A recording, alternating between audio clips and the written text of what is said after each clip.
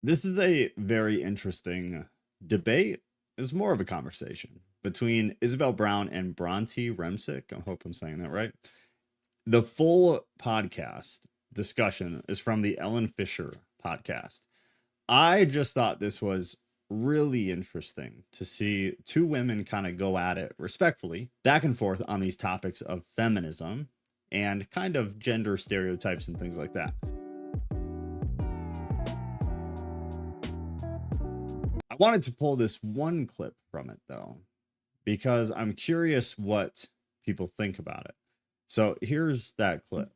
You mentioned earlier something that stuck with me, that embracing marriage or motherhood in the past for our mothers and grandmothers was elevating the men in their life rather than putting themselves first. Can you elaborate on that? Yeah, absolutely. So typically women were encouraged to stay home, take care of the house, take care of the kids, while their husband, the father of their children, went after their dreams. They went after the promotions. They dedicated their life to work and whatever their passion was and whatever their purpose was. And so women's jobs weren't necessarily to discover what their purpose and their passions are. If it happened to be outside of motherhood and wifehood, it was instead to be like, we'll just encourage him to do what he needs to do, and you pick up all the pieces while he's out there. So that's it. And this is why I'm curious, because so much was said right there that I don't feel I disagree with it. I feel that it is factually inaccurate.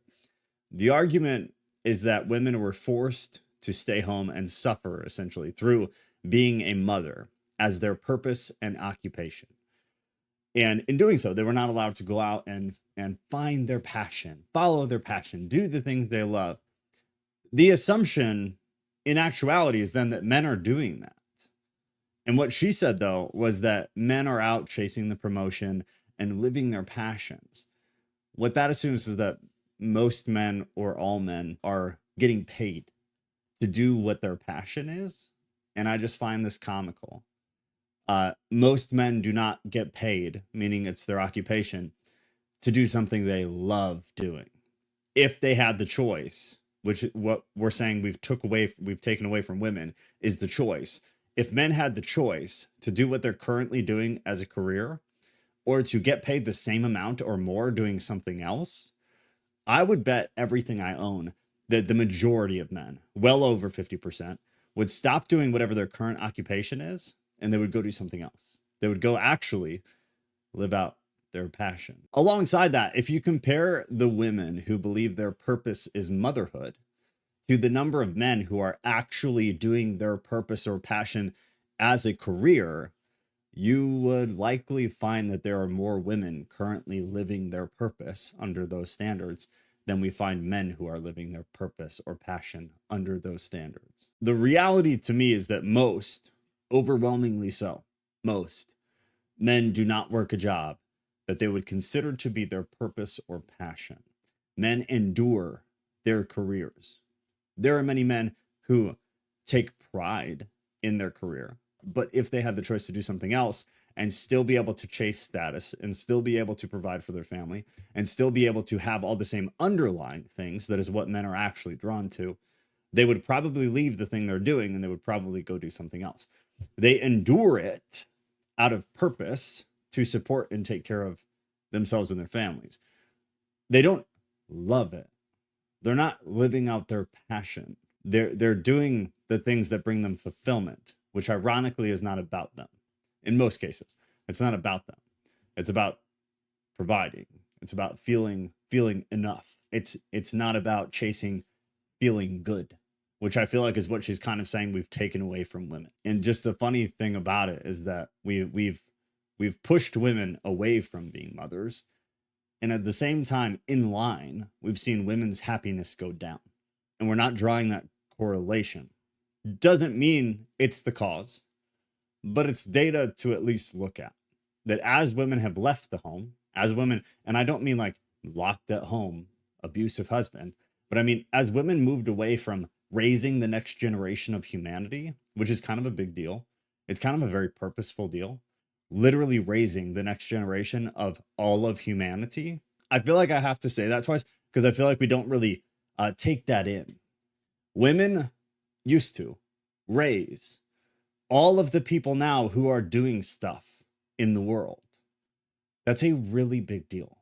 That's an enormously big deal.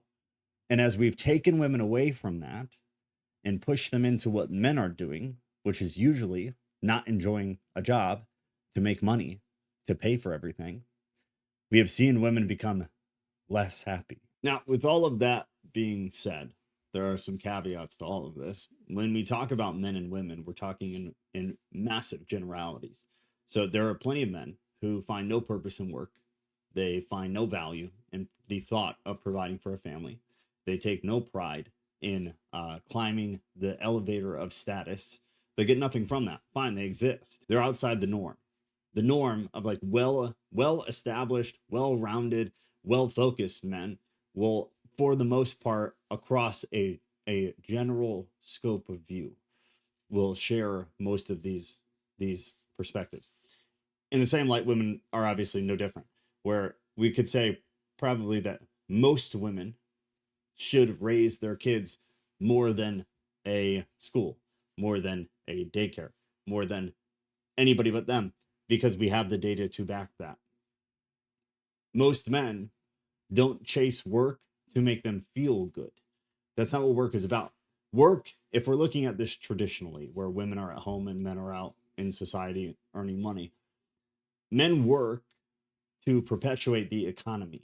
It's how we have all of the nice things that we have. Women stay home to raise kids to perpetuate the society.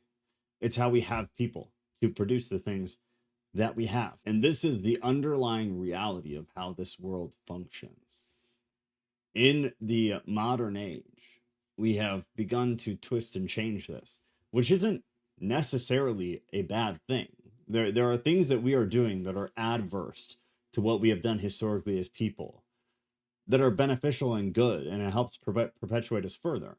There are others that have been not good. They've been negative. They've been a net negative on society, net negatives on the economy, net negative on mental health, net negative on anything. And those things are the things we should cut out. And I'm not saying any of those apply to this or whatever, but the fundamental roles of men and women are those as I just described.